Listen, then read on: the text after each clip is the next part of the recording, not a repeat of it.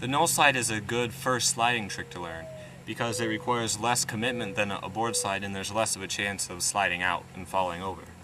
And that's because most of your body is off the box the whole time, so you can just land and pivot at any point, and there's more friction with it, so there's more control. So there are two main steps to learning to nose slide. The first is to do the slappy version. And a slappy is a grind where you don't ollie and you just sort of ride up onto it. So the slappy nose slide starts off with both feet on the tails like this. And basically you ride up, start to pivot, and you jump a little bit, shift your weight to the nose. Then when you land on it, you just sort of keep pivoting, and then you slide it out. And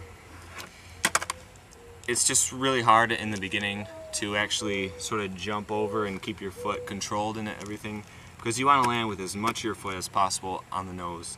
If your toe hangs off and touches, you're probably just going to stop. And if your heel touches, it's not that big a deal, but it will slow you down a lot. So I would suggest at first maybe just coming in straight, doing some nose stalls, then go at more and more of an angle until eventually you're about, maybe 10 degrees or so. And then you can just lock right in there and slide it out. You can go as fast as you want with them, and they're pretty safe. To land them, there are two ways.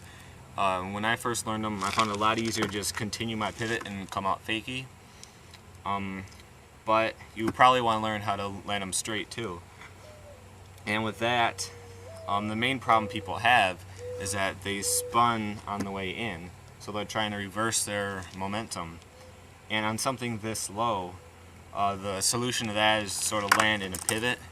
That way you don't really need to spin your whole shoulders, you just need to land with the back two trucks, and you can just sort of push this around a little bit. After you get used to that, the next step is to ollie in. And the foot position for that depends on how big the box is. On something like this, it's actually hard to do an ollie in because you have to ollie and then land on it. You can't ollie this low, really. So the ones I filmed are on my bigger box, and I put my foot about like this. You want it far enough back where you can still get a pop out of it, but it has to be close so you can shift your weight or slide your foot up right solidly over the nose.